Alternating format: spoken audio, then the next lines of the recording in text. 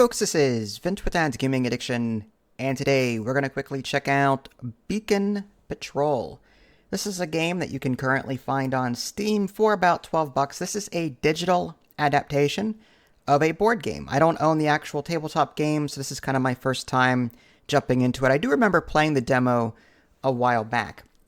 And what's great about this particular digital adaptation is that it includes the Ships and Shores expansion completely free. A lot of other digital games will nickel and dime you for all of these expansions, whereas this one includes it automatically for the core game price. I really like that.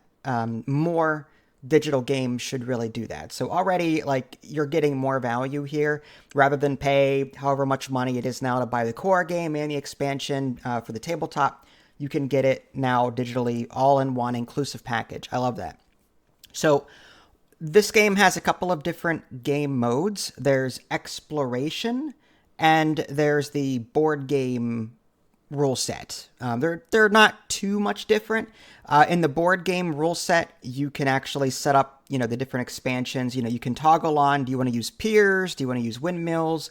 Do you want to use the Ships and Shores expansion? And real quick, the Ships and Shores expansion will allow players to start with a particular ship, like a boat, and each of them have different special abilities. And for that reason, you start off with negative points because of that, at least in the solo game. I don't know about the multiplayer game. There's no AI as far as I can tell.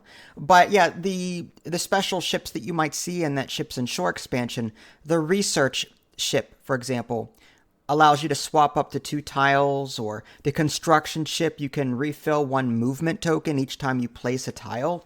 So yeah, the Ships and Shore adds more to the game, and it gives you unique abilities throughout. And if you're playing solo, which is what I pretty much did my entire time, it's a very casual but puzzly kind of game.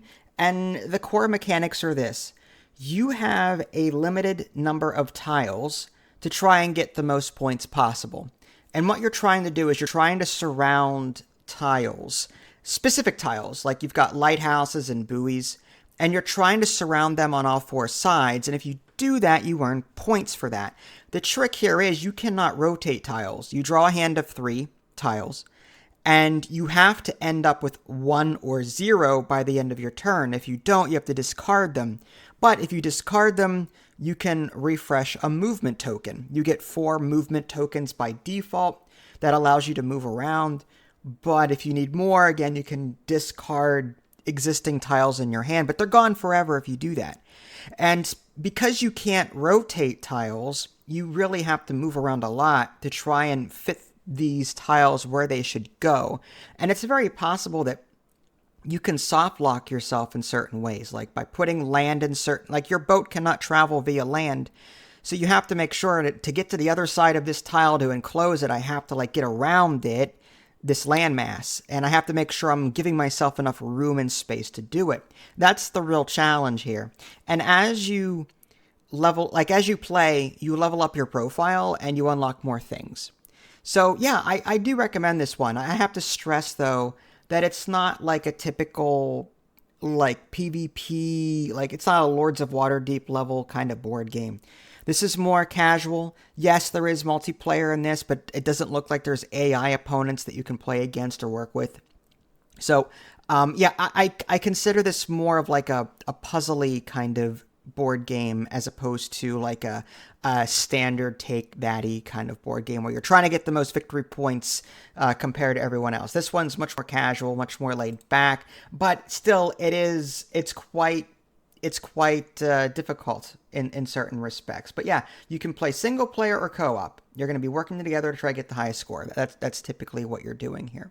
So yeah, check this game out. It's not bad. The digital adaptation is definitely worth the money, considering that it does include that particular expansion for free. This is Vince. Thanks for watching. I'll catch y'all next time. Take care.